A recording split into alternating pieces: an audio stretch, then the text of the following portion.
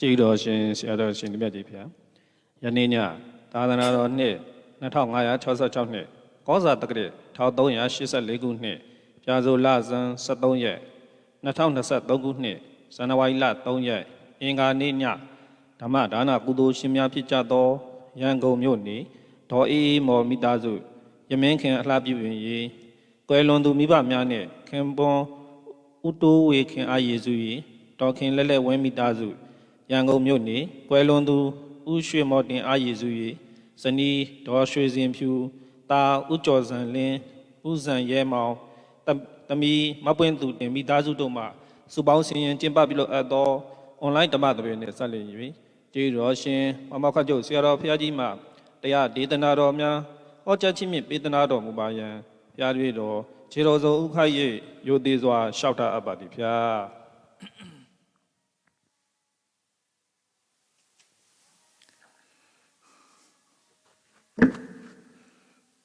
1384ခုနှစ်ပြာသုလဇန်13ရက်2022ခုနှစ်အင်္ဂါနေ့ကနှစ်တစ်ကူနှစ်ဥကာလဇန်နဝါရီ3ရက်အင်္ဂါနေ့၌အွန်လိုင်းမှာဟောကြားအပ်သောအခွင့်အရေးနဲ့အလုပ်ကိစ္စအကြောင်းတရားဒေသနာတော်အခွင့်အရေးနဲ့အလုပ်ကိစ္စတစ်ခုလုပ်ဖို့အတွက်အခွင့်အရေးဆိုတာရှိတယ်အခွင့်အရေးမရှိရင်အလုပ်ကိစ္စလုပ်လို့အလုပ်မဖြစ်ဘူးပေါ့နော်အဲ့တော့အခွင့်အရေးဆိုတာဓမ္မအရေးကြီးတယ်အခွင့်အရေးရှိတုံးအလုပ်လုပ်မှအလုပ်ကိစ္စအောင်မြင်နိုင်တယ်တမန်အဖြစ်တော့အများကထင်နေကြတယ်ဘယ်ချိန်လုပ်လို့ဖြစ်တယ်လို့ထင်ဘယ်ကိစ္စပဲဖြစ်ဖြစ်ဘယ်ချိန်လုပ်လို့ဖြစ်တယ်လို့ထင်နေကြတယ်တကယ်အလုပ်ကိစ္စလို့ပြောရလောက်အောင်ကြည့်ကြတဲ့အလုပ်ကိစ္စမျိုးတွေကြတော့အခွင့်အရေးရှိမှသာလုပ်လို့ရတာဖြစ်တယ်အခွင့်အရေးမပေးဘူးဆိုလို့ရှိရင်ကိုလုပ်ချင်နိုင်လို့မရဘူးဆိုတာထင်ရှားတယ်ပေါ့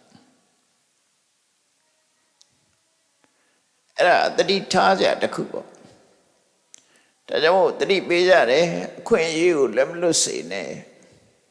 အခွင့်ကောင်းဆိုတာခဏခဏမလာဘူးတခါတည်းမှအခွင့်ကောင်းဆိုတာကြုံတယ်လို့ပြောကြတယ်အဲ့ဒါပဲကိစ္စမှမဆိုတေချာစဉ်းစားကြည့်ရင်အဲ့တိုင်းပဲဒါမို့အခွင့်အရေးနဲ့အလုပ်ကိစ္စတစ်ခုလုပ်ဖို့အခွင့်အရေးဟာမတ္တမအရေးကြီးတယ်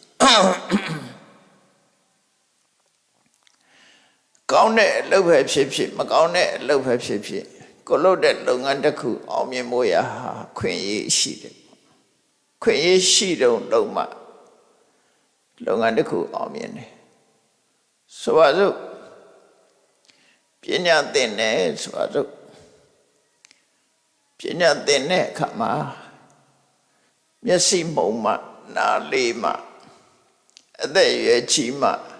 ပညာသင်မယ်ဆိုရင်ဒီပညာသင်ရင်အလုပ်ဟာအောင်မြင်ဖို့သိမလွယ်တော့ခွင့်ရည်တွေကုန်သွားပြီလေ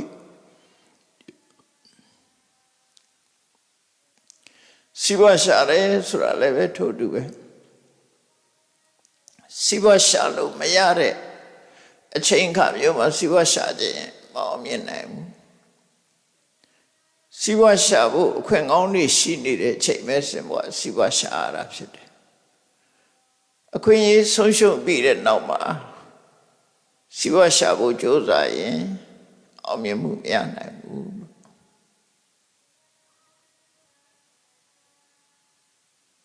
တရားအထုတ်တာသိပဲနဲ့တချို့ကအသက်အရွယ်ကြီးမှတရားပဲလိုက်စားမယ်ဆိုတရားအထုတ်တာအသက်အရွယ်ကြီးမှအထုတ်မယ်ဆိုလို့ရှိရင် အောင်မြင်နိုင်တဲ့အခွင့်အရေးတွေဟာအသက်ရွယ်ကြီးတဲ့ကမှဒါနေသွားပြီအောင်မြင်မှုခက်ခဲသွားပြီဒါကြောင့်မို့အချိန်ခါရှိတုံးအရွယ်ကောင်းတုံးလှုပ်တဲ့လှုပ်ထိုက်တာလှုပ်ရမယ်လို့ပညာရှိတွေသတိပေးတာပဲဖြစ်တယ်ဆိုပါစို့အသက်အရွယ်ကြီးတဲ့ပုဂ္ဂိုလ်ဟာကိုယ်ချေကိုယ်လက်ကိုမပိုင်တော့တဲ့အနေအထားမျိုးရောက်ပြီအင်အားကြီးပြက်လက်နေမှတရားထိုင်ခြင်းနဲ့တရားအထုတ်ခြင်းနဲ့ဆိုရင်မလွယ်ဘူးပေါ့နော်ခွေးဆုံးရှုံးသွားတယ်ပေါ့ငယ်တုန်းကကြိုးစားမယ်ဆိုရင်အများကြီးရနိုင်တယ်အဲ့တော့ဒါနဲ့ပတ်သက်ပြီးတော့စဉ်းစားဉာဏ်ရှိတဲ့ပုဂ္ဂိုလ်တွေကတော့ငယ်တုန်းရွယ်တုန်းမှာစီးပွားရှာတယ်ငယ်တုန်းရွယ်တုန်းမှာပဲတရားရှာကြတယ်ကြီးသွားမှဆိုရင်အခွင့်အရေးမျိုးစုံဟာဆုံးရှုံးသွားတယ်အခွင့်အရေးဆိုမရတော့အခွင့်အရေးဆိုတာအခြေအနေတစ်ခုမပေးတာမပေးလို့ရှိရင်လည်းအဲ့ဒီခွင့်အရေးဟာပျက်စီးတာပဲအခြေအနေပေးတဲ့အချိန်လေးမှာကြိုးစားအထောက်ကြရတာဖြစ်တယ်မြတ်စွာဘုရားလက်ထက်တုန်းကတာဝတိမြို့ကပါဠဆိုတဲ့တထေသားစေရုံကြောင့်သွားပြီးတော့တရားနာတယ်တရားနာတဲ့အခါမှာမြတ်စွာဘုရားကဗြဟ္မစရိယဆိုတဲ့ကျင့်စဉ်တစ်ခုအသေးစိတ်ဟောလိုက်တဲ့အခါမှာသူစိတ်ဝင်စားတယ်သူအရွယ်ရှိတုန်းဒါတွေလုံးဝငါအောင်မြင်နိုင်မှာပဲအရွယ်လွန်သွားရင်တော့အောင်မြင်မှုခက်ခဲတယ်လို့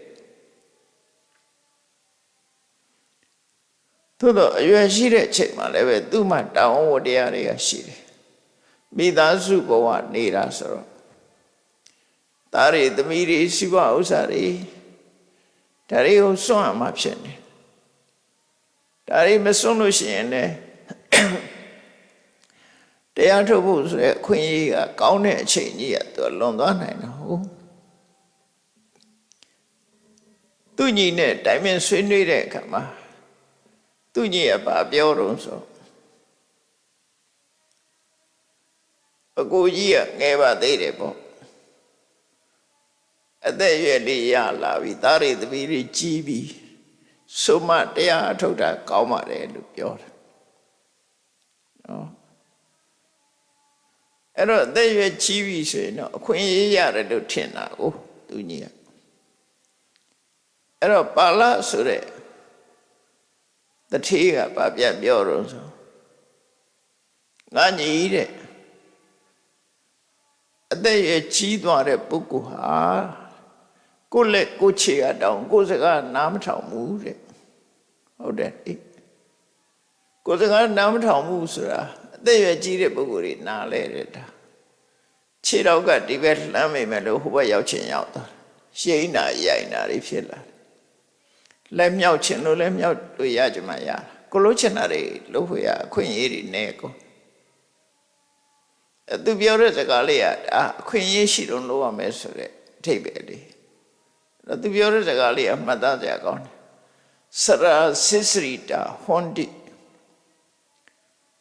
စရာတရားကြောင့်အိုမင်းရင်းရော်ပြီးအသက်ရွယ်ကြီးသွားတဲ့ပုဂ္ဂိုလ်တယောက်ဟာတဲ့ဟထပါဒအနတ္တဝါသူ့လက်သူ့ခြေရတော့သူ့စကားနားမထောင်ဘူးတဲ့သာသမီတွေမပြောနဲ့သူ့လက်သူ့ခြေရတော့သူ့စကားနားမထောင်တော့ဘူးသူလုံးချင်တိုင်းလုံးလို့မရဘူးလို့ပြောတာနော်စကားနားမထောင်ဘူး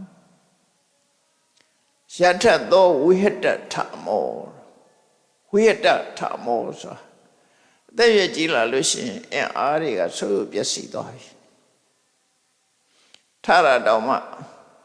မထနိုင်ဘူးသူများထူပေးရတဲ့အနေထားမျိုးတွေရလာတက်ကြီးတော့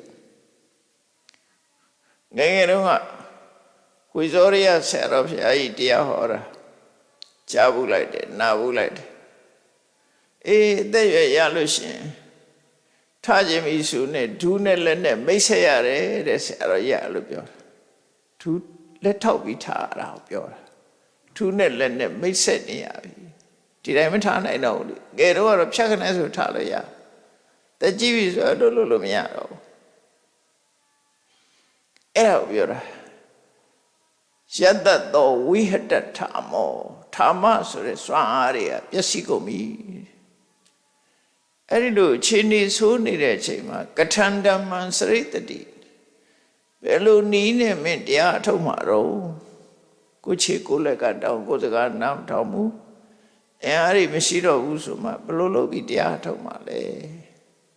ကြိုးစားမှရနိုင်တဲ့အရာတစ်ခုပါအခွင့်အရေးတွေဆုံးရှုံးနေပြီလို့ဒါသိတာမြင်လာတဲ့အခွင့်အရေးပဲဒါကအသက်ရွယ်ကြည်ပြီးတရားထုတ်လို့ဖြစ်ကောင်းဖြစ်နိုင်သေးတယ်နော်ဖြစ်နိုင်သေးတယ်ဘယ်မှမထုတ်ပဲနဲ့ဟိုတရားထုတ်မယ်ဆိုလို့ရှိရင်ရနိုင်သေးတယ်လို့ပြောရအောင်မဖြစ်နိုင်လောက်အောင်အခွင့်အရေးဆုံးရှုံးနေတာမျိုးတွေရှိသေးတယ်ကိုလို့ချင်တဲ့လုပ်ငန်းတစ်ခုလုပ်လို့မရလောက်အောင်အခွင့်အရေးဆုံးရှုံးသွားတယ်အဲ့ဒါနဲ့ပတ်သက်ပြီးတော့တရားထုတ်ဖို့ကောင်းတဲ့လုပ်တွေလုပ်ဖို့အခွင့်အရေးတွေကဘယ်ချိန်မှဆုံးရှုံးသွားတဲ့တုံးဆိုတဲ့အခါအိုမင်းတဲ့အခါမှလည်းဆုံးရှုံးသွားတယ်စီးပွားရှာဖို့အတွက်အသက်ရွယ်ကြီးလာပြီဆိုရင်လည်းဆုံးရှုံးတယ်နေမကောင်းထိုင်မသာဖြစ်နေမှလှုပ်ချင်လို့ရှိရင်လည်းဆုံးယုံသွားတယ်အခွင့်အရေးမရှိတော့နော်အခွင့်အရေးတွေဆုံးရှုံးတယ်တိုင်းပြည်ကပယုတ်ပရဲ့ငြိမ်းချမ်းမှုတွေဆုံးရှုံးပြီးတော့စစ်ဖြစ်နေတဲ့နိုင်ငံတစ်ခုပဲတရားထုတ်ဖို့ဆိုဆုံးရှုံးသွားစီးပွားရှာဖို့ဆိုလည်းဆုံးရှုံးပညာသင်ဖို့ဆိုလည်းဆုံးရှုံးတယ်ဒါမြတ်စွာဘုရားဟောတဲ့တရားတွေထဲမှာနောက်မိုးခေါင်ရေရှားလို့အစာရေစာရှားပါနေတဲ့ခေတ်အခါမျိုးဆိုလို့ရှိရင်လည်းတရားထုတ်ဖို့ရှင်ခဲရနေတရားထုတ်ဖို့ရအခွင့်မရှိတဲ့နေရာတွေဆိုပြီးတော့အတ္တမေယသုတ်တန်လို့ထင်တယ်အင်္ဂုတ္တမှာမြတ်စွာဘုရားဟောထားတာရှိတယ်ပေါ့နော်အခုဒီကနေ့ပြောချင်တာကတော့အခွင့်အရေးနဲ့အလုပ်ကိစ္စမှာမြတ်စွာဘုရားဟောထားတဲ့အခဏသုတ်တံဟိုရှိတုန်းက၈ယောက်နဲ့၁ယောက်ဆိုတဲ့တရားဟောဘူးတယ်အဲ၈ယောက်နဲ့၁ယောက်လို့နာမည်ပေးပြီးတော့ဟောထားတဲ့တရားနဲ့တူတူပဲလို့မှတ်တယ်လူ၈ယောက်ကအခွင့်အရေးဆုံးရှုံးနေတယ်၁ယောက်ပဲအခွင့်အရေးရှိတယ်အဲ့တော့၉ယောက်ထဲမှာ၁ယောက်ပဲအခွင့်အရေးကောင်းရတယ်အခွင့်အရေးကောင်းမရတဲ့လူတွေကများတယ်လို့သူဆိုလို့ဘာနဲ့ပတ်သက်တဲ့အခွင့်အရေးတုံးဆိုလို့ရှိရင်ကိုယ့်ဘဝမှာအကောင်းဆုံးအသိဉာဏ်ရဖို့ကြိုးစားအထောက်တာနဲ့ပတ်သက်လာလို့ရှိရင်အခွင့်အရေးကဘယ်လိုဟာလဲလုံးဝလုံးလို့မရအောင်အခွင့်အရေးဆုံးရှုံးနေတာတွေကဘယ်လိုခါမျိုးတွေလဲဒါအထူးဆန်းမဟုတ်ဘူးအလုပ်ကိစ္စနဲ့အခွင့်အရေးဆိုတာဩဃတထဲမှာပါတဲ့ရပ်ပြစ်၈ပါးအဲ့ဒါကိုရှင်းပြောပါနော်ရပ်ပြစ်၈ပါးဆိုတာအရရဲ့အပြစ်၈မျိုးလို့အဲ့မှာဆိုထားတော့လေအခွင့်အရေးဆုံးရှုံးမှုကိုဆိုလို့တယ်နော်အဲ့တော့ကိုယ့်ကိုအခွင့်အရေးမဆုံးရှုံးရအောင်ဒီတရားကိုနားထောင်ပြီးတဲ့အခါမှာငါတို့ဟာအခွင့်အရေးမဆုံးရှုံးအောင်မလုပ်သင့်နဲ့ဆိုတော့ကိုယ့်ကိုဆုံးဖြတ်တယ်အဲ့ဒါအတွက်မြတ်စွာဘုရားဟောထားတဲ့သုတ်တံတစ်ခုရှိတယ်အခဏသုတ်တံအခွင့်အရေးနဲ့အလုပ်ကိစ္စလူတွေကတော့ထင်ကြတယ်လောကမှာလူတွေကအခွင့်အရေးကောင်းတယ်မကောင်းဘူးဆိုတာသိပြီးတော့သိတယ်ရှိကြဘူးအခွင့်အရေးကောင်းမှအလုပ်တစ်ခုကလုပ်လို့ရတယ်လို့ဆိုလို့တယ်မိုးခေါင်ရေရှားနေတဲ့အချိန်သက်ကန္တရာကြီးမှာနေရတဲ့လူတွေစိုက်ပျိုးရေးလုပ်ဖို့ဆိုတာခက်ခဲတယ်လေ မာမဲ့စင်ကာပူလိုနိုင်ငံမျိုးစိုက်ပျိုးရေးခွင့်ရေးရှားပါနေတယ်မဖြစ်နိုင်တဲ့နေရာမျိုးဖြစ်တယ်စိုက်ပျိုးရေးနဲ့လုပ်ဖို့ခဲရင်နေပေါ့ခွင့်ရေးမရှိဘူးတစ်ဖက်ကြည့်လိုက်ရင်လည်းပင်လေကြီးရေကလည်းရေချိုးမရှိဘူးရေငန်းစိုက်ပျိုးရေးလုပ်ဖို့ဆိုတာမတမခဲရင်မြန်မာနိုင်ငံလိုနိုင်ငံမျိုးကြတော့စိုက်ပျိုးလို့ရတဲ့မြေတွေများစွာရှိတယ်ရှေးချိုးတွေကလည်းအမတမပေါ်တယ်တိုင်းပြည်ရဲ့ထိတ်ကနေပြီးတော့အလဲဘဟုမြေပုံကြီးရဲ့အလဲဘဟုတဲ့တဲ့ကနေပြီးတော့ဟိုးစားကနေပြီးတော့စီးဆင်းနေတဲ့အေယာဝတီမြစ်ကြီးရှိတယ်အေယာဝတီမြစ်ကြီးရဲ့ဖေးကနေပြီးတော့အရန်စီးဆင်းလာတဲ့သံလာဝတီတို့ဒုဋ္ဌဝတီတို့ချင်းတွင်းတို့ဆိုတဲ့သံလာဝတီအဲ့ဒီမြစ်အရန်နေရရှိတယ်စိုက်ပျိုးရေးလုပ်ဖို့တော့အခွင့်အရေးအကောင်းဆုံးပဲအဲ့ဒါအခွင့်အရေးလို့ပြောတာနော်လှုပ်လို့ဖြစ်နိုင်တဲ့အခွင့်သို့တော့လှုပ်လာမလှုပ်ဘူးဆိုလို့ရှိရင်အဲ့ဒီအခွင့်အရေးကဆုံးရှုံးသွားမှာပဲသိကြတယ်အဲ့ဒါလိုပဲတန်တရားကလွတ်ဖို့သို့မဟုတ်ကိုယ်ဘဝတိုးတက်မြင့်မာဖို့ကြိုးစားအထောက်မယ်ဆိုလို့ရှိရင်လေအမြဲတမ်းလုပ်လို့ရလားအမြဲတမ်းဒီခွင့်ရရနိုင်သလားဆိုမရနိုင်ဘူးအဲ့တော့အခွင့်အရေးတွေအခွင့်အရေးနဲ့လောကိစ္စလို့ဆိုတဲ့နေရာမှာနံပါတ်1ကဘလို့ပြောထားတော့တရားဓုတရားမြတ်ရဖို့မြင့်မြတ်တဲ့အကျင့်ကိုကျင့်ဖို့တန်တရားကထွက်ပေါက်ရဖို့နိဗ္ဗာန်ကိုမျက်မှောက်ပြုဖို့ဆိုတဲ့အခွင့်အရေးဟာအလုံးကိုနေတယ်တခြားအခွင့်အရေးတွေတဲ့ပိုနေတယ်လို့ဆိုလို့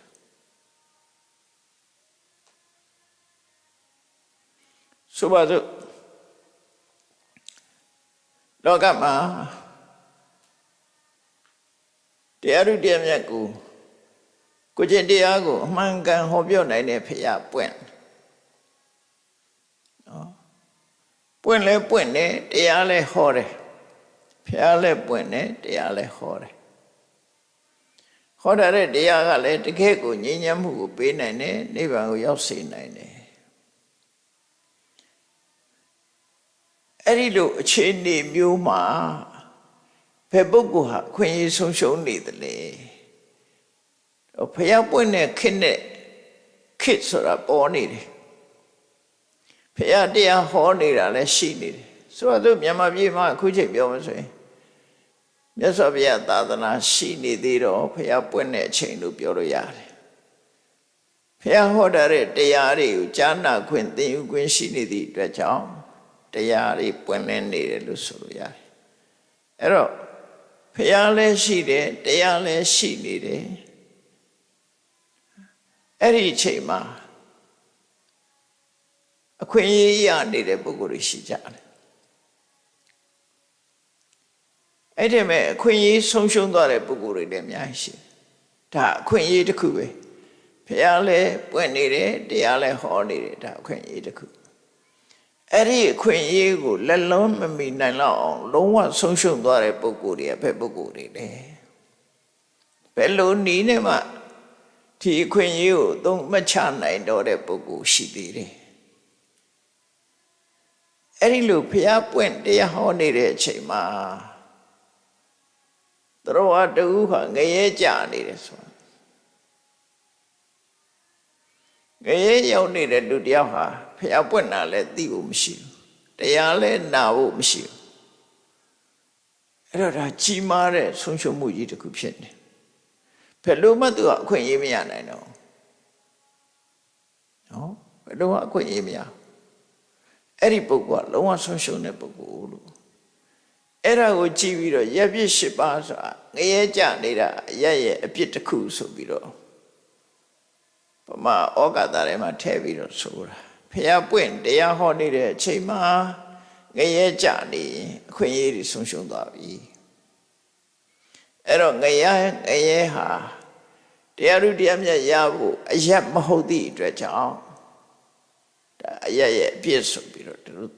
သုံးလေးရှိကြတယ်ပေါ့နော်အမှန်တော့ငရဲကြနေတဲ့ပုဂ္ဂိုလ်ဒီတရားနာဖို့အခွင့်အရေးဖျားဖူးဖို့အခွင့်အရေးလုံးဝဆုံးရှုံးသွားပြီသူဆိုလိုတာနော်အဲ့ဒါကနံပါတ်1နံပါတ်2ကလောကမှာဖျားပွင့်နေတရားလည်းဟောနေတယ်သို့တော့ကံကောင်းကြောင်းလာလို့တိရစ္ဆာန်ဖြစ်နေတိရစ္ဆာန်ဆိုတာခံယူနိုင်တဲ့အသိဉာဏ်မရှိဘူးလေသင်ပေးရင်အမှတ်ဉာဏ်နဲ့လောက်တတ်တာပဲရှိတယ်ထိုးရင်းပြီးတော့သိတယ်အသိမရှိဘူးသင်ညာပဲရှိတယ်ပညာမရှိဘူးတိရစ္ဆာန်ဆိုတာအဲ့တော့တိရစ္ဆာန်ဘဝရောက်သွားပြီဆိုတဲ့ပုဂ္ဂိုလ်တယောက်ဟာဒီဖျားပွင့်လို့တရားဟောနေတယ်ဆိုတဲ့ဒီအခွင့်အရေးကြီးကိုအသုံးချဖို့သူကလက်လက်မမီတော့လုံးဝဆုံးရှုံးသွားပြီဒီပုဂ္ဂိုလ်ကလည်းဒါမျိုးမရှိဘူးလားဆိုရှိတာပေါ့နော်ဖျားပွင့်တရားဟောနေတဲ့အချိန်မှာတိရစ္ဆာန်ဖြစ်နေရင်သွားပြီကောင်းတဲ့အခွင့်အလမ်းကြီးတစ်ခုလုံးကိုသူကလက်လွတ်ဆုံးရှုံးသွားပြီလို့ဆိုလိုတယ်ထို့တူပဲဖျားပွင့်တရားဟောနေတဲ့အချိန်မှာလူတယောက်ဟာပြိတ္တဘဝရောက်နေပြိတ္တဘဝဆိုတာစားရမယ်တော့မယ်အမြဲတမ်းဆာလောင်မွတ်သိပ်ပြီးအစာအာဟာရရှားဝေပြီးဒုက္ခရောက်နေတဲ့ပုဂ္ဂိုလ်သူလည်းအခွင့်အရေးတစ်ခုဆုံးရှုံးသွားပြီတရားတို့တရားမြတ်ရဖို့ဆိုတာသူမှမရှိတော့အဲ့တော့ငရဲတိရစ္ဆာန်ပြိတ္တာအဲ့ဒါဖျားပွင့်တရားနာဖို့အခွင့်အရေးဆိုသူမှမရှိတော့ဘူးလို့ဆိုလို့တယ်ဒါကအဆိုးပုံတွေရောက်နေတာနောက်ကောင်းတဲ့ပုံရောက်ပြီမဲ့လို့အခွင့်အရေးဆုံးရှုံးနေတဲ့ပုဂ္ဂိုလ်တွေရှိသေးတယ်မြတ်စွာဘုရားပွင့်နေတရားတွေလည်းဟောနေတယ်ဥမာမဲ့ဘုရားပွင့်လာတော့တပည့်စကြာတရားဟောတယ်အဲ့ဒီချိန်မှာ1000 လောကစัจ java လာကနတ်တွေပြမာတွေကဆူယုံရောက်ရှိလာပြီးတရားနာကြတယ်အဲ့ဒီမဲ့ပြမဖြစ်ပါလျက်တရားနာဖို့အခွင့်အရေးဆုံးရှုံးနေတဲ့ပုဂ္ဂိုလ်တွေရှိတယ်ဘယ်ပြမာတွေဆုံးရင်ရုပ်ခန္ဓာတစ်မျိုးတည်းရှိတဲ့အတ္တညတတ္တပြမသက်မဲ့ပြမကြီးတွေရုပ်တော်ရှိတယ်သူကဓမ္မီဆိုတဲ့ရုပ်တုကြီးတွေလိုပဲအဝတ်ဆိုင်တွေမှာတွေ့တယ်မဟုတ်လားဓမ္မီဆိုရုပ်တုတွေလေသူ့ဝကောင်းစားလာတွေသူဝတ်ရတယ်ရဏဆိုင်ဆိုရင်သူ့ကိုမလေးလက်ဆွဲရတနာတွေဆင်ပေးတယ်ဒါပေမဲ့သူရဲ့အဲ့ဒီရဲ့အရာသာသူခံစားရလားဆိုဘယ်ခံစားရမှာသူကသိမှမသိဘူးလှပတဲ့အဝတ်ကလေးတွေသူ့ဝတ်ပေးတာသူပဲသိမလဲရှုပ်ထုရှုပ်ပြမာတွေထဲမှာလည်းပဲအသက်မဲ့ပြီးတော့အသက်မဲ့အသိစိတ်ကင်းမဲ့နေတဲ့ရုပ်ခန္ဓာတစ်မျိုးတည်းသာရှိတယ်အသိဉာဏ်ပြမာဆိုရှိသူ့ရဲ့လွယ်မှားတဲ့အယူဝါဒကြောင့်အဲ့ဒီဘဝရောက်တာဘယ်လိုလွယ်မှားတော့ဆိုရင်သူကစားကျင်တာလဲဒီစိတ်လှုပ်ချင်တာလဲဒီစိတ်စိတ်မရှိရင်ကောင်းတယ်စိတ်ကပဲလူတွေကိုဒုက္ခပေးတယ်ဆိုစိတ်ကိုမုန်းတီးတဲ့အတွေးတွေဝင်လာပြီးတော့စိတ်မဖြစ်ဖို့ကြိုးစားလိုက်တာအသိစိတ်ကင်းမဲ့တဲ့ပြမဘဝရောက်သွားအဲ့ဒီပြမတွေကဖျားပွင့်တဲ့အခါမှာသူတို့တရားနာခွင့်ဆုံးရှုံးသွားကြတယ်နောက်တစ်ခုကတော့တရားနာဖို့ဖျားနဲ့တွေ့ဖို့ဆိုတာမျက်စိနဲ့နားရှိရမှာအဲ့ဒီမဲ့အရူပပြမလို့ခေါ်တဲ့ပြမကြီးတွေကတတန်းရှည်တော်လည်းပဲသူတို့မှာကြားနိုင်တဲ့နာမပါဘူးသူတို့ကြတော့ရုပ်ခန္ဓာမဲ့နေတဲ့နန္တရားတက်တက်မြတ်တာဖြစ်နေတဲ့ပြမလို့ခေါ်တယ်ဖျားလောင်းနဲ့ပထမဆုံးတရားဖျားလောင်းတောထွက်လာတဲ့အခါမှာပထမဆုံးတွေ့တဲ့အာလာရကာလမဆိုတဲ့ယတိကြီးဥဒကရမဗုဒ္ဓဆိုတဲ့ယတိသူတို့ဟာအဲ့ဒီရုပ်ခန္ဓာမဲ့တဲ့ပြမဘုံတွေကိုရောက်နေကြပြီဒါမို့မြတ်စွာဘုရားပွင့်တဲ့အချိန်မှာဘုသူတရားဟောရရင်ကောင်းမလဲလို့ကျင်လိုက်တော့ကြည့်လိုက်တဲ့အခါမှာ အလရကာလမှာတော့အသိဉာဏ်ထက်တယ်ဥဒကရမဗုဒ္ဓတို့အသိဉာဏ်ထက်တယ်ငါသိတဲ့တရားကိုရှင်းပြလိုက်ရင်သူတို့သဘောပေါက်သွားမှာပဲလို့ဖះပထမဆုံးစဉ်းစားတာသူတို့နှစ်ယောက်ကိုစဉ်းစားတာတရားဟောမယ်စဉ်းစားလိုက်ပြီးကြည့်လိုက်တဲ့အခါကျတော့သူတို့နှစ်ယောက်တော့မရှိကြတော့အလရကာလမှာဖះမပွင့်ခင်9ရက်လောက်ကနေဆုံးသွားပြီဥဒကရမဗုဒ္ဓကမနေ့ကပဲဆုံးသွားတယ်ဆိုလုံးဝလွတ်သွားပြီသူတို့ဆုံးသွားပြီဘယ်ရောက်သွားတော့ဆိုတော့အခုရှုခန္ဓာကင်းမဲ့တဲ့နားမပါတဲ့ကြားနိုင်စွာမရှိတဲ့နန္တရားတက်တက်ရှိတဲ့အရူပပြမမျိုးဖြစ်သွားတယ်ပြီးတော့တက်တန်းကလည်းမတမရှိကြတယ်ဒါမို့လို့တက်တန်းရှိတဲ့ပြမမျိုးဖြစ်နေတာပုဂ္ဂိုလ်တွေဟာလည်းပဲနောက်ထပ်ဖះပွင့်အောင်ရေမတရားဖះလည်းသူတို့ဖူးခွင့်မရှိတော့မမိတော့ဘူးနော်သူတို့ကအသက်ရှင်နေသေးတာလွတ်သွားတယ်ပရက္ခဝါကဖះတွေလွတ်ကုန်တာကုန်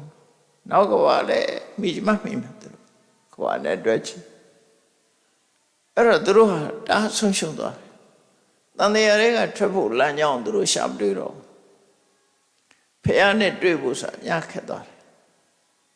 အဲ့ဒါပြောတာအခွင့်အရေးဆိုသူလည်းလွတ်ဆုံးရှုံးသွားတယ်ဘယ်လိုနည်းနဲ့မှပြန်မရနိုင်တဲ့ပုဂ္ဂိုလ်တွေမရနိုင်တဲ့ပုဂ္ဂိုလ်တွေဆုံးရှုံးနေတာမဟုတ်ဘူးလို့အဲ့တော့တတန်းရှိတဲ့ရှုခန္ဓာမဲ့တဲ့ဖြစ်မှာတတန်းရှိပြီးတော့အသိစိတ်ကင်းမဲ့တဲ့ဖြစ်မှာအဲ့ဒီပြမမျိုးဖြစ်နေတဲ့ပုဂ္ဂိုလ်ဟာတရားကြားနာရဖို့ဆိုတဲ့အခွင့်အရေးမှသူကလုံးဝမရှိတော့ဘူးလို့ဆိုလို့တယ်ဒါကြောင့်မို့အဲ့ဒါကိုလည်းရပ်ပြစ်8ပါးထဲမှာတစ်ပါးအနေနဲ့ထည့်ထားတယ်ငရဲတရိစ္ဆာန်ပြိတ္တာတတန်းရှိကြတဲ့ရုပ်မဲ့နာမဲ့ဖြစ်မှာ4ခုအလုံးနော်4ခုနောက်တစ်ခုကတော့လောကမှာဖះတော့ပွင့်ပါရဲ့တရားလည်းဟောနေတယ်ဒါပေမဲ့ဒီပုဂ္ဂိုလ်ကလူဘုံတော့ရောက်တယ်လူဘဝတော့ဖြစ်တယ်ဒါပေမဲ့အလွန်ဝေးလံတိခေါင်လူမရောက်သူမရောက်တောတောင်နေချားနေတဲ့ခုပြောတဲ့အဘောရိချီနီစာလူရိုင်းမျိုးထဲမှာကျွန်းနေလူရိုင်းမျိုးတွေထဲမှာသွားဖြစ်တယ်ဘယ်လိုမှသတင်းကြားအောင်ပြောလို့မရတဲ့လူသာဖြစ်ပေမဲ့လို့လူမနေရတဲ့ပုဂ္ဂိုလ်မျိုးတွေပေါ့နော်အဲ့ဒါမျိုးတွေရှိတယ်လေအစွန်ဖြားကြပြီးတော့ဘုရားတရားကိုသိနိုင်စွာမရှိတဲ့အသိဉာဏ်မရှိတဲ့လူရိုင်းမျိုးတွေလူရိုင်းဘဝမှာရောက်ရှိနေပထမဆုံးကျွမ်းမှနေတဲ့ပုဂ္ဂိုလ်တွေဟာအပေါ်ရိจิနေလို့ခေါ်တဲ့တတ်ပညာလည်းမရှိဘူး။ဘာပဲအမေရိကတိုက်မှာဆိုလို့ရှိရင်အမေရိကတိုက်အခုလူရင်ကျေးလို့ဆိုတော့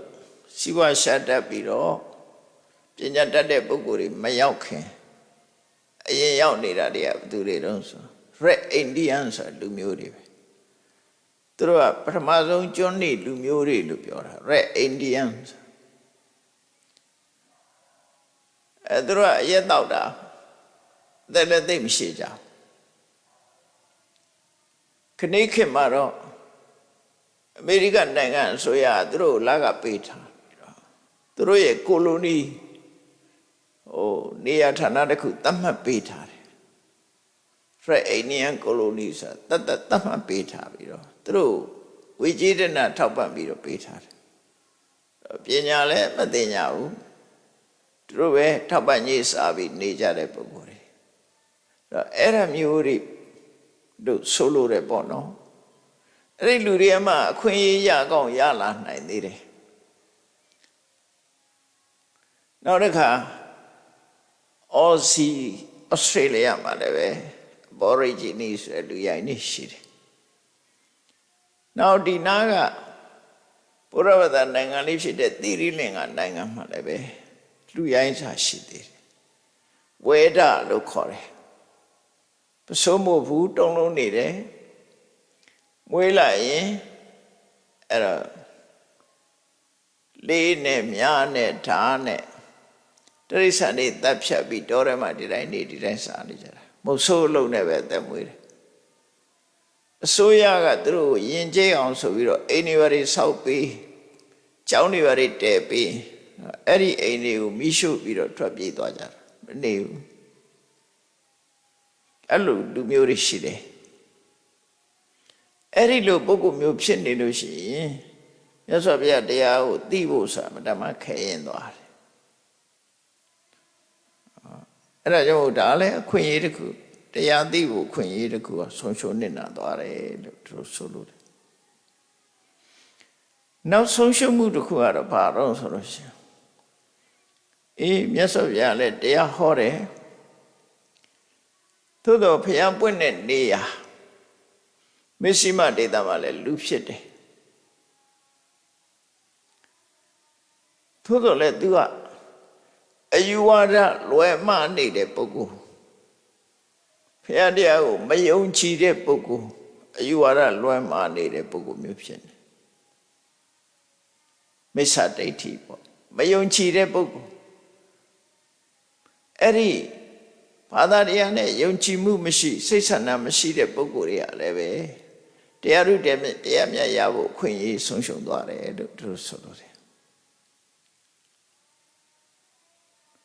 သူတို့ရဲ့အယူဆအရတမန်တော်ရှိတယ်ဆိုတာလက်မခံဘူးကံကံအေးကျိုးဆိုတာလက်မခံဘူးဘာသာတရားထွန်းကားတဲ့နေရာမှာတောင်အဲ့လိုပုဂ္ဂိုလ်တွေရှိတယ်လေရှိတယ်အဲ့ဒီဟာတွေလည်းအခွင့်အရေးဆုံးရှုံးနေတဲ့ပုဂ္ဂိုလ်တွေလို့သူတို့ဆိုလို့တယ်တရားကျင့်မှုဆိုတာစိတ်တော်မပါဘူးအခွင့်အရေးကြီးတော့ရှိတယ်အသုံးမချဘူးအဲ့ပုဂ္ဂိုလ်တွေစိတ်မဝင်စားဘူးအဲ့ဒါမှထဲသွင်းလိုက်လို့ရှိရင်အစ္ဆန္တိကဆိုဘုန်းကြီးတို့တွေတန်တရားကလွတ်ဖို့နိဗ္ဗာန်ရဖို့ကျင့်စိတ်မရှိဘူးဆိုရင်လည်းဒီခွင့်ရဆုံးရှုံးတဲ့ပုဂ္ဂိုလ်တွေမှာပါတယ်တရားဥတရားမြတ်ရဖို့မဖြစ်နိုင်စိတ်ဆန္ဒရှိမှဖြစ်နိုင်တယ်ပေါ့ဒါကြောင့်မို့ဒီထဲမှာခွင့်ရဆုံးရှုံးတဲ့ပုဂ္ဂိုလ်မျိုးတွေမှာပါသွားနိုင်တယ်ပေါ့နော်နောက်တစ်ခုကတော့ဖျားပွင့်လို့တရားဟောပြီးဖျားနဲ့အနိကဆုံးဒေသမှာလူဖြစ်ပါတော့လဲပဲသူဟာအသိဉာဏ်ကင်းမဲ့ပြီးဆွမ်းအားနာမကြဘဝရောက်နေလူထဲမှာလည်းပဲဉာဏ်ကြီးမမီတဲ့ပုဂ္ဂိုလ်တွေရှိတယ်လေနော်လူတော့ဖြစ်ပါရဲ့အော်တီဇမ်တို့ဘာတို့ဒါမျိုးတွေဖြစ်နေဆွမ်းအားနာမကြဖြစ်နေအဲ့ဒီပုဂ္ဂိုလ်ဟာလည်းပဲဆုံးရှုံးခြင်းတစ်ခုပဲကောင်းတဲ့စကားလားမကောင်းတဲ့စကားလားစကားရဲ့အထိပ္ပယ်တောင်မှပဲသိနိုင်စွာမရှိဘူးအဲ့လိုသိနိုင်စွာမရှိအောင်ထုံထိုင်းတဲ့ပုဂ္ဂိုလ်မျိုးဖြစ်နေတယ်ဆိုရင်လေဖះပွင့်တာတရားဟောတာသူတွေဘာမှသုံးမကြဘူးဥပမာဘာနဲ့တူလို့ဆိုမျက်စိကန်းနေတဲ့ပုဂ္ဂိုလ်တယောက်ဟာအလင်းရောက်ဟာအဖို့မှမတန်းမျက်စိရှိတဲ့ပုဂ္ဂိုလ်သာအလင်းရောက်ကတန်မိုးရှိတာလေသူ့ဖို့ကတော့လျှက်စစ်မိလားမလားဘာမှမထူမမြင်ရဘူးဟောမျက်စိနှလုံးကွဲနေတဲ့ပုဂ္ဂိုလ်ကမိလာခြင်းမလားခြင်းသူ့မှာဘာမှအကျိုးရှိမှာမဟုတ်အလင်းရောင်အတွက်သူကဘာမှသုံးချနိုင်မှာမဟုတ်ဘူးလေအဲ့ဒါမျိုးဖြစ်နေဒါလည်းဆုံးရှုံးမှုတစ်ခုပဲလို့ဆိုလို့တယ်နောက်တစ်ခုကတော့ဒီလူကတော့ဘဝမှာလူရင်ကြီးအတိုင်းဝိုင်းထဲမှာလူဖြစ်တယ်လူရင်ကြီးအတိုင်းဝိုင်းထဲမှာလူဖြစ်တယ်အသိဉာဏ်တွေထက်မြက်တယ်အိုင်ကျူမြင့်တယ်ဤကျူမြင့်တယ်လူထဲမှာထက်ထက်မြက်မြက်ရှိတယ်အဲ့လိုရှိတော့လည်းပဲဖះမပွင့်ဘူးတရားလည်းမဟောဘူးဆိုရင်သူဘယ်လိုလုပ်ပြီးတော့နိဗ္ဗာန်အကြောင်းတရားကိုလုပ်လို့ရမှာမသိဘူးလက်လှမ်းမမီတော့အဲ့ဒီပုဂ္ဂိုလ်လည်းဆုံးရှုံးမှုပဲလို့သူဆိုလို့တယ်သူ သူကြတော့အရရဲ့အပြစ်မဟုတ်ဘူးသူကအခွင့်အရေးရှိရတဲ့နဲ့အခွင့်အရေးမရခေါ်မဲ့သူမရှိဘူးတရားမထွန်းကားဘူးသူရဲ့အသိဉာဏ်นี่ရှိနေတော့လည်းပဲမြတ်စွာဘုရားဟောတဲ့တရားကိုသူဟာမကြားနာရဘူးသူတို့ဆိုလို့လည်းပေါ့နော်ဖះမမပွင့်တာဖះမပွင့်လို့ရှိရင်မြတ်စွာဘုရားဟောတဲ့တရားမျိုးဆိုတဲ့အသိပညာမထွန်းကားဘူးလို့ဆိုပါစို့ခုခေတ်တောင်မှကြည့်ပါလားIT ပညာရက်တွေမထွန်းကားခင်ခင်နဲ့အခုထွန်းကားတဲ့ခင်မကွာပေဘူးလားဒါလောကီတောင်မှပဲဟိုရင်တော့တယ်လီဖုန်းဆက်ဖို့ဆိုတာကျိုးဖုန်းလေးကိုဝေးကြီးသွားရှာပြီးတော့ဆက်ရတယ်လေလှည့်လျရတာပတ်လေးတော့ခုတိုင်းလူတိုင်းဖုန်းကိုစီနဲ့ဆက်သွယ်ရေးရဘလောက်ကောင်းလဲတော့ဟိုဗမာပြည်မှာဖုန်းမရှိခင်ကအခြေအနေမျိုးကိုကြည့်လိုက်ဖုန်းရှိတယ်ဘာမှမကြသေးဘူးနော်ဖုန်းတို့တက်တာမှာအဲ့ဒီအတွင်းမှာဖုန်းမရှိတဲ့ဘဝလည်းနေခဲ့ရတယ်ကျိုးဖုန်းရှိတဲ့ဘဝလည်းနေခဲ့ရတယ်အခုကဆက်သွယ်ရေးကောင်းလာတဲ့အခြေအနေမျိုးလည်းတွေ့ရတယ်နိုင်ရှင်သာကြည့်ပြီးတော့အများကြီးကွာခြားတယ်လေအဲ့တော့လောကမှာပညာရတစ်ခုနဲ့အသုံးဆောင်ပစ္စည်းတွေဆိုတာတစ်ခေတ်နဲ့တစ်ခေတ်တူမှမတူတာကွဲပြားခြားနာတာအဲ့တော့ IT နည်းပညာတွေမထွန်းကားခင်ခေတ်ကပုံစံမျိုးဟာဒါစိတ်ကူးရင်ပဲဖြစ်တော့မှာငယ်ငယ်တော့ကြားဘူးတယ်ဖုံးပြောတာတယောက်မျက်နှာကြည့်ပြီးပြောလို့ရတယ်လို့ကြားဘူးယုံကြားဘူးတာအဲ့ဒါပေါ်နေပြီဗမာပြည်မရောက်သေးဘူးခဏခေတ်တော့ကိုယ်ကိုယ်တိုင်ပြောလို့ရတယ်နော်ကိုယ်ကိုယ်တိုင်ဗီဒီယိုကောနဲ့ခေါ်လို့ရနေပြီနိခဏခေတ်ကြတာဟိုတော့ကတော့စိတ်ကူးရင်လည်းလို့ပဲထင်ရတာအဲ့တော့ခေတ်ခေတ်စားလို့ပညာရတွေကလည်းတိုးတက်လာတာအဲ့တော့လောကမှာအခွင့်အရေးဆိုတာရှားတာရှိတယ်ဆုံးရှုံးတာရှိတယ်ဆုံးရှုံးနေရင်ဘာမှလုပ်လို့မရဘူးဒါတရားဘက်ကပြောတာအခုပြောတဲ့ဟာတွေကတရားဘက်ကပြောတာတခြားဘက်ကလည်းဆုံးရှုံးနေတာတွေအများကြီးပဲ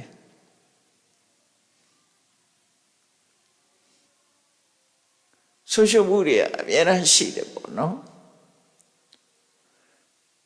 အဲ့တော့လိုက်ကြည့်လိုက်မယ်ဆိုရင်ဖះပွင့်နေတဲ့အချိန်မှာဆုံးရှုံးတဲ့လူက9ယောက်ရှိတယ်ဖះပွင့်နေတဲ့အချိန်မှာငရဲကြနေတာ1ငရဲကြနေတယ်2တရိษံဖြစ်နေတယ်3ပြိတ္တာဖြစ်နေတယ်4တတန်းရှိတဲ့သက်မဲ့ယုံမဲ့ပြမဖြစ်နေတယ်5တောအုံချုံကြလူသူမရောက်တဲ့အထိတမှာလူရိုင်းမျိုးဖြစ်နေတယ်6မိစ္ဆာဒိဋ္ဌိအတွေးအခေါ်တွေဝင်နေတယ်ခွန်အသိဉာဏ်ကင်းမဲ့သူဖြစ်နေတယ်အဲ့ဒါဘုရားပွင့်နေတဲ့အချိန်မှာဘုရားပွင့်ရဲ့တန်နဲ့ဒီအခွင့်အရေးမသုံးနိုင်တဲ့ပုဂ္ဂိုလ်တွေဒီအခွင့်အရေးသုံးချလို့မရတဲ့ပုဂ္ဂိုလ်9ယောက်ဘုရားမပွင့်လို့အခွင့်အရေးဆုံးရှုံးတာက1ယောက်အဲ့တော့ဆုံးရှုံးတာရဲ့တော့တူတူပဲဒီပုဂ္ဂိုလ်10ယောက်အဲ့ဒါကိုပဲရပ်ပြစ်10ပါးရှမ်းသမျိုး5ပါးဝိပဿနာတရား4ပါးဆိုပြီးတော့ဆုတောင်းနေကြဩဃတာထဲမှာထည့်ဆုတောင်းတာအဲ့တော့ခွင့်ရတစ်ခုရှားဖို့ဆိုတာမတမခဲနေတာပေါ့နော်အခွင့်အရေးနဲ့အလုပ်ကိစ္စအဝင်ခွင့်ချဖြစ်ပါမှအကျိုးကိစ္စတစ်ခုဖြစ်နိုင်တယ်နှုတ်ဆိုမဖြစ်နိုင်ဘူးတဲ့ဒါကိုဆိုလို့လေနော်အဲ့တော့အခွင့်အရေးဆိုတာဘာလဲအလုံးအကြောင်းတရားတွေညှိညွတ်တဲ့အခါမှာဒါအခွင့်အရေးအပြည့်အဝရတယ်ဆိုပါစို့ကိုကအယောင်ဝယ်စီဝါရေးလုပ်ချင်တယ်ဆိုရင် ရောင်းရည်ဝယ်တာကောင်းတဲ့ထိသမှာနေတယ်အယောင်းဝယ်ဖြစ်ထွန်းတဲ့နေရာမှာနေတယ်ကိုယ်ကြည်တနထောက်ပံ့မဲ့ပုဂ္ဂိုလ်တွေရှိတယ်နော်ကိုယ်ကိုဝယ်မဲ့ပုဂ္ဂိုလ်တွေရှိတယ်ဆိုတာဒါအခွင့်အရေးတွေပဲလေခွင့်ရေးစိုက်ပျိုးရေးလုပ်ချင်တဲ့ဆိုရင်ရှေးကောင်းမြေကောင်းရှိတယ်မိုးလေဝသကောင်းတယ်ဒါအခွင့်အရေးတွေပဲဒီတဲ့တစ်ခုချို့တက်သွားလို့မရအခွင့်အရေးဆိုတာမျိုးမျိုးရှိတယ်ပေါ့နော်ကိုလို့ချင်လူကပညာသိဉာဏ်နဲ့ကိုနေတဲ့နေရာမှာတက္ကသိုလ်မရှိဘူးကျောင်းမရှိဘူးဘုရားအောင်ဆန်းထုတ်ပတ်တိကြည့်လိုက်မယ်ဆိုရင်နတ်မောက်သားသူကနတ်မောက်မှာက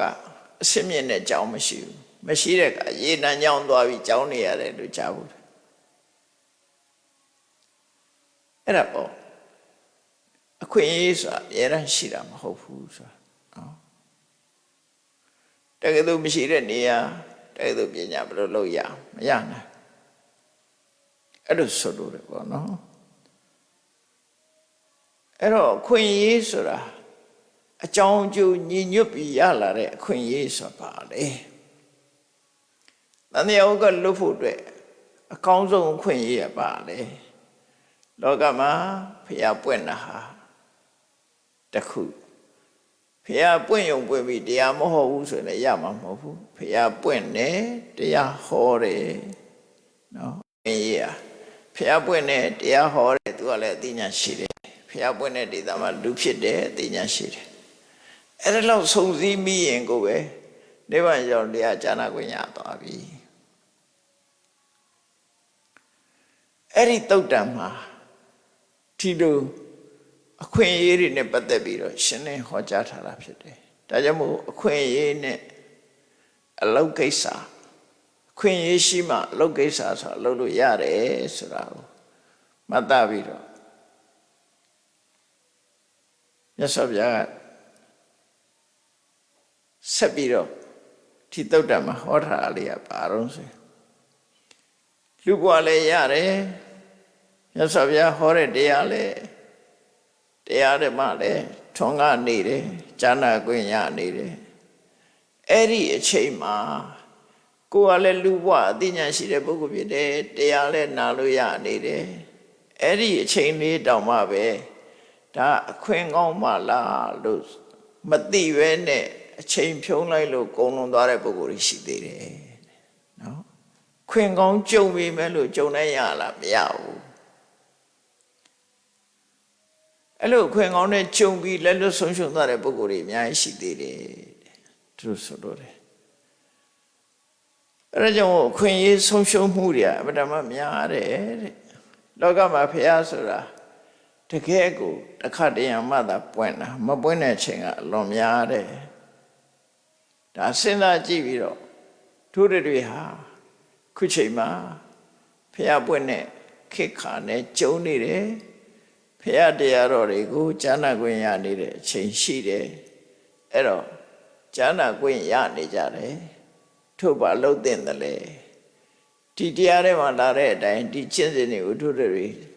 ကျင့်တဲ့ကြည်ကြံကြုတ်ကိုအထောက်တဲ့တယ်လို့ပဲဆုံးဖြတ်ရမှာဖြစ်တယ်အဲ့ဒါမလို့ရင်လည်းရပြီးသားအခွင့်အရေးဆုံးသွားအောင်မှာပဲနော်ဆုံးသွားအောင်မှာပဲဒါကြောင့်ကိုအားပေးမဲ့ဆိုလို့ရှိရင်တော့အဲ့ဒါကြောင့်ကိုသတိထားမှာတော့တရားဓမ္မသိဖို့အတွက်အခွင့်အလမ်းကိုမဆုံးရှုံးစေဖို့လိုအပ်တယ်အခွင့်ဆိုတာဟာထာဝရရှိနေမှာမဟုတ်ဘူးကျော်လွန်သွားနိုင်သေးတယ်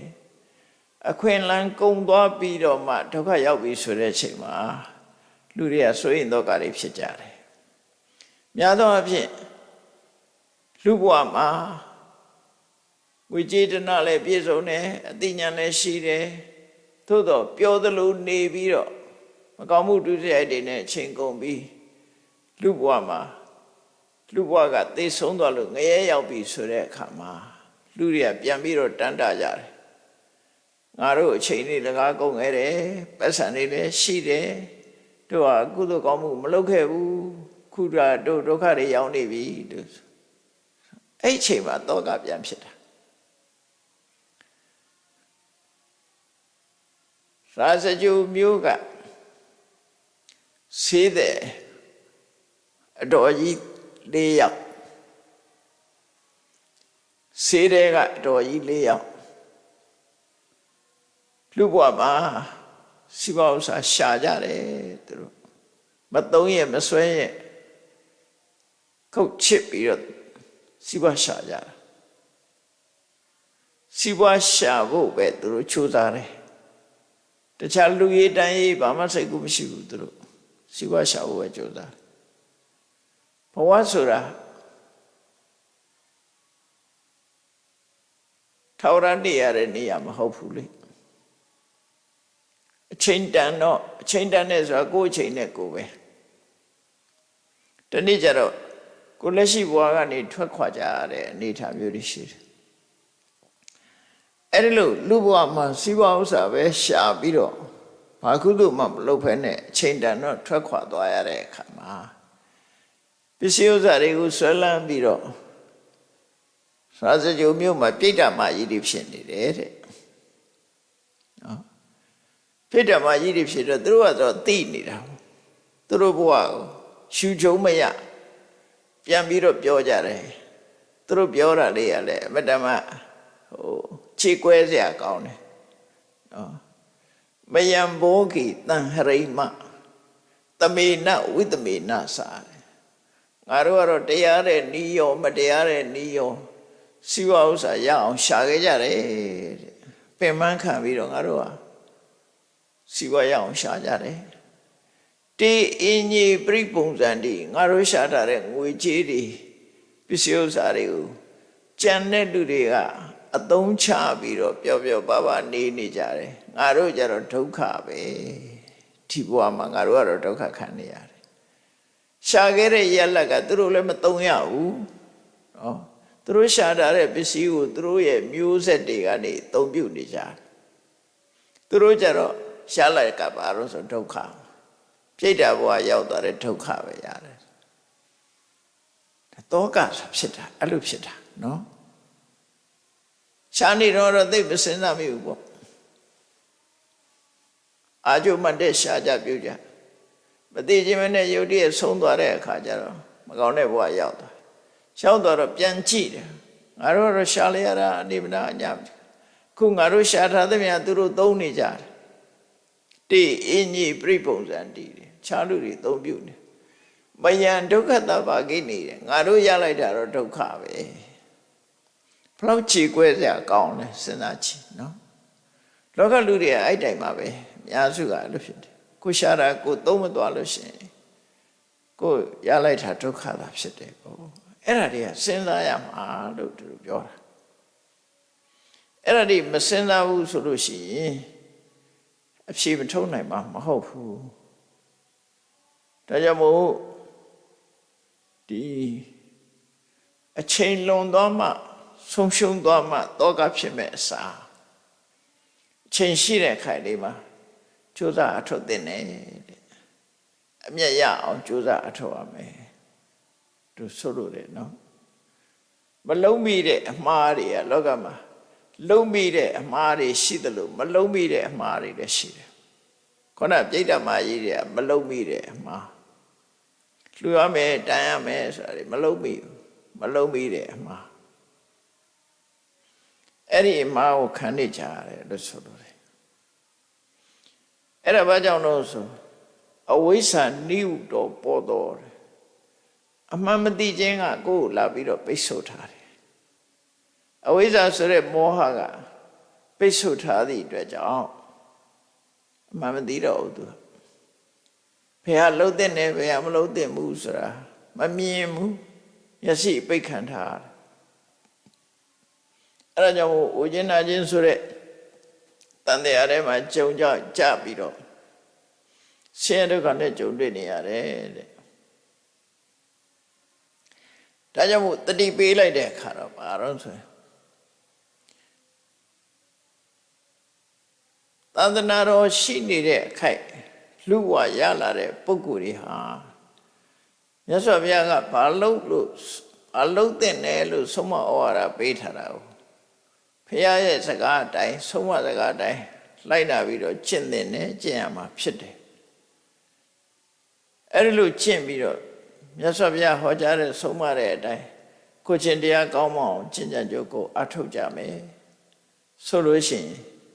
သူတို့ရလိုက်တဲ့ခဏလေးကအမှန်တမ်းတန်ဖိုးရှိတဲ့ခဏဖြစ်သွားတယ်အကျိုးအမြတ်တွေအများကြီးရသွားတယ်ဥပမာဆိုပါစို့ကိုရှာဝေထားတဲ့ပစ္စည်းတွေကအကောင်းဆုံးရလတ်ကိုတန်ဖိုးရှိတာကိုရအောင်ယူချင်ဒါနကောင်းမှုလုပ်တယ်။ဘာလို့ဒါနကောင်းမှုကသာကိုယ့်အတွက်ဒီကုသိုလ်စေတနာအသာကိုယ့်အတွက်မှာအကျိုးပေးမှာကိုဒီပစ္စည်းဥစ္စာဆိုတာတည့်သွားလို့မရဘူးလေ။နောက်ဘဝကိုယူသွားလို့မှမရတာ။ကိုယ်ခန္ဓာကိုယ်ကြီးတော့ယူသွားလို့မရဘူး။အဲ့တော့ကိုရရှိပိုင်ဆိုင်ထားတဲ့ဟာကိုဒါနကောင်းမှုလုပ်ရမယ်ဒါနကောင်းမှုဆိုတာအလူကြီးပေးတာဒီလိုကြီးလည်းမထင်နဲ့ကိုနဲ့ပတ်ဝန်းကျင်မှာကို့အမေကိုကြွေးတယ်ကို့အဖေကိုကြွေးတယ်ကို့မိသားစုကောင်းမွန်ထားတယ်ကြွေးတယ်မွေးဒါဒါနကောင်းမှုတွေပဲလေအိနိနာချင်းတွေကြွေးတယ်မိတ်ဆွေသင်္ကာတွေကြွေးတယ်ဒါလည်းဒါနကောင်းမှုတွေပဲဘာပဲလှူဒန်းကြွေးမွေးဟိုလိုအလှူကြီးလုံးမှဒါနကောင်းမှုမဟုတ်ဘူးလို့လို့ရတယ်နောက်ဆုံးဝင်မြတ်စွာဘုရားဟောထားတာကိုစားတဲ့ဓမင်းညာဟင်ညာလေးတောင်တိရစ္ဆာန်လေးတွေစားကြပါစေဆိုတဲ့ intention ရည်ရွယ်ချက်နဲ့ဓမင်းညာဟင်ညာလေးတွေကိုစွန့်ပြစ်ရင်တောင်မှပဲအဲ့ဒီကုသိုလ်ရဲ့အကျိုးကကိုယ်စီရောက်တယ်လို့ပြောထားတာဗျာဒါနောက်ဆုံးနော်အညံ့ဆုံးလို့ပြောတာအဲ့ဒါတော့ကိုယ်စီရောက်လာမယ်လို့ပြောတာအဲ့တော့မိတ်ဆွေတွေကိုကော်ဖီလေးတစ်ခွက်တိုက်တာလို့ထမင်းလေးတစ်နက်ကျွေးတာဒါတွေပဲဒါနတွေပဲအကုန်လုံးကအဲ့ဒီမှာတော့အရက်တော့မတိုက်နဲ့ပေါ့ရက်တိုက်တာသူ့ကိုဖြက်စီရရောက်သွားတယ်နော်မဟုတ်တဲ့ဘက်ကိုအားပေးတဲ့ဒါနမျိုးတော့မလုပ်ကောင်းဘူးကုသိုလ်လို့ထင်ရပေမဲ့လို့တစ်ဖက်သားအကျိုးပျက်စီးသွားတဲ့ဟာမျိုးကြရင်တော့ဒါနလို့မခေါ်ဘူးသူကနော်သူ့အတွက်အကျိုးရှိစီကိုယ်စိတ်ကလည်းပဲမွန်မြတ်တဲ့စိတ်ဓာတ်ရှိရမေတ္တာစေတနာနဲ့ကြွေးတာမွေးတာလှူတာဒါနအကုန်လုံးဒါအဲ့ဒါကိုရထားတဲ့ပစ္စည်းတွေကအနှစ်သို့မဟုတ်တန်ဖိုးပစ္စည်းဥစ္စာတွေကတန်ဖိုးကိုရယူခြင်းလို့ရှိရင်ဒါနကောင်းမှုလို့ကိုခန္ဓာကိုယ်ခြေလက်အင်္ဂါတွေကတန်ဖိုးကိုရခြင်းဘာလို့အောင်ကိုရကြည့်တဲ့ပုဂ္ဂိုလ်ခါရောပြုနော်ကိုကြည့်တဲ့ပုဂ္ဂိုလ်တွေကိုခါရောပြုတယ်ယူသေးတယ်လေးစားတယ်လက်ဟုတ်ချီတယ်ရှ िख ိုးတယ်အဲ့ဒါဝိယဝိစာတွေလှုပ်ပေးတယ်ဟိုဖိုးကြီးမေကြီးတွေလမ်းမလျှောက်နိုင်တွဲပြီးတော့ပို့ပေးတယ်ပုဂ္ဂိုလ်မရွေးဝိယဝိစာလှုပ်ပေးတယ်အဲ့ဒါတွေကကိုခန္ဓာကိုယ်အရင်ပြုပြီးတော့ရလိုက်တဲ့ကုသိုလ်ပဲ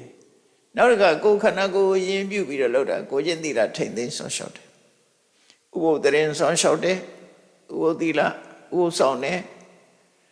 ဒါတွေဟာကိုခန္ဓာကိုယ်အရင်နှီးပြုပြီးတော့ရတဲ့တန်ဖိုးတွေပဲဖြစ်တယ်အသက်ရှင်နေတဲ့ဘဝမှာရနိုင်တဲ့တန်ဖိုးကတော့လောကကြီးဟာဘယ်ရမှမမြဲဘူးအလုံးဟာတခဏသာဖြစ်တယ်ထာဝရဆိုတာမရှိဘူးလို့တစ်ချိန်ကျရင်လောကကြီးဟာအလုံးထွက်ခွာသွားမယ်ဆိုတဲ့ဒီအသိစိတ်တက်လေဝိပဿနာတရားပွားများအထောက်တာကတော့အသက်ရှင်နေတာရဲ့တန်ဖိုးလို့ပြောတာအသက်ရှင်နေတဲ့အချိန်မှာတန်ဖိုးရအောင်ယူဖို့ရတော့မမြဲဘူးဆိုတာကိုသိဖို့လိုတယ်ဘာလို့လဲဆိုအသက်မရှိတော့ဘူးဆိုရင်ဒီတန်ဖိုးမရနိုင်ဘူးတော့ဘူးလေဒါကြောင့်အသက်ထင်ရှားရှိနေတော့တန်ဖိုးကိုရအောင်ယူပါလို့ဒီလိုပြောတာနော်ဒါကြောင့်အခုလိုခွင့်ရေးကောင်းရရှိနေတဲ့အချိန်မှာ မြတ်စွာဘုရားရဲ့အဆုံးအမတိုင်းလိုက်နာကျင့်သုံးကြရမယ်တဲ့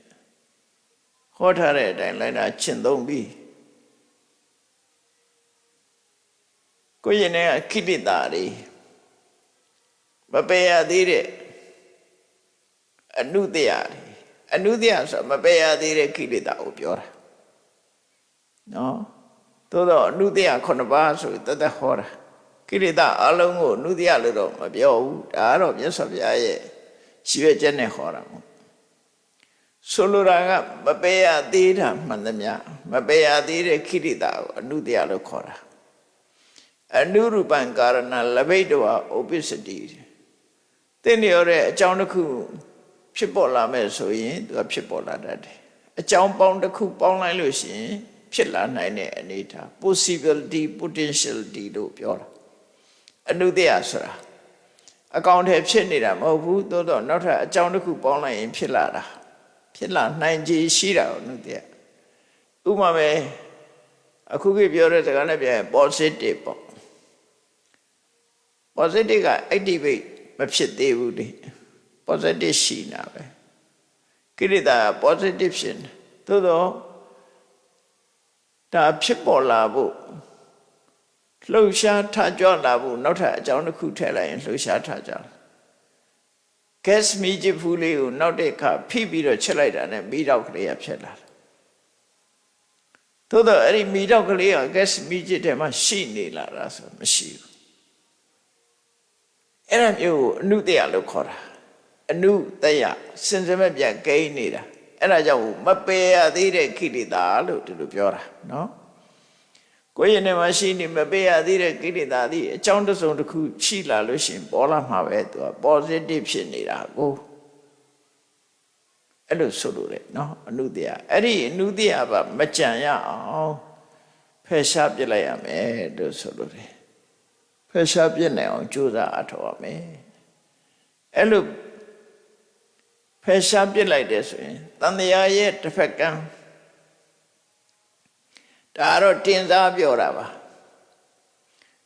ဟိုဘက်ကန်းဆိုတာပါရင်ကတဟိုဘက်ကန်းရောက်တယ်ဆိုတင်စားပြောတာဒီဘက်ကန်းကအန္တရာယ်တွေများတယ်ဟိုဘက်ကန်းကျတော့ဒီအန္တရာယ်တွေမရှိဘူးဆိုနိဗ္ဗာန်ကိုဟိုဘက်ကန်းတန်တရားကဒီဘက်ကန်း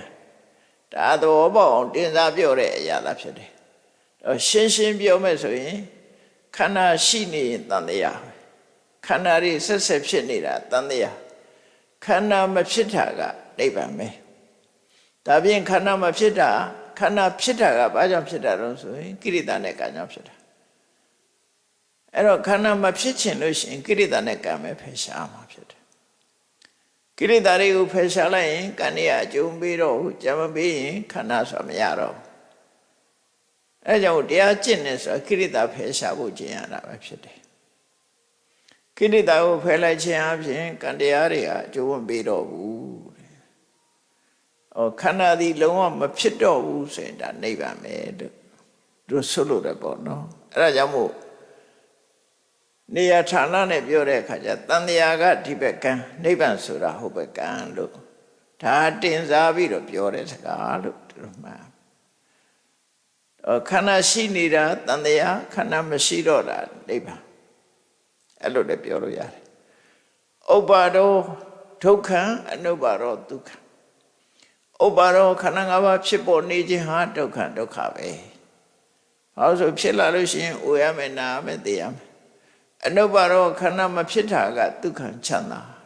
မဖြစ်မှပဲချမ်းသာမှာဖြစ်ရင်တော့အိုခြင်းနာခြင်းသိကြမလို့ဘူးဒီလိုဆိုလိုတာပေါ့နော်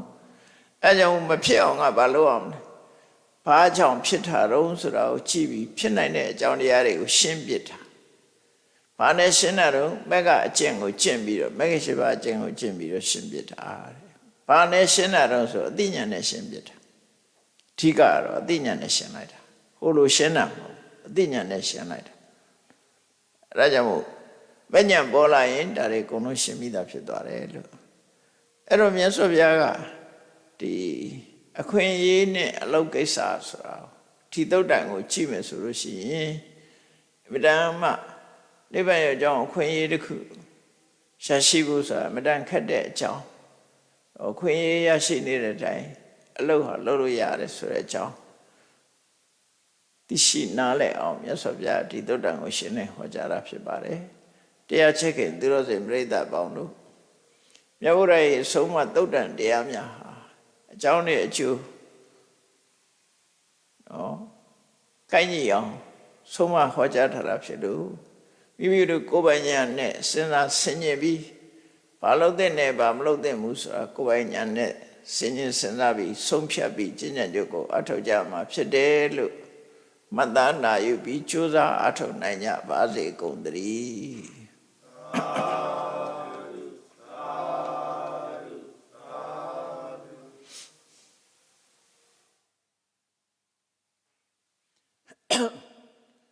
ရှိတဲ့ချာရအောင်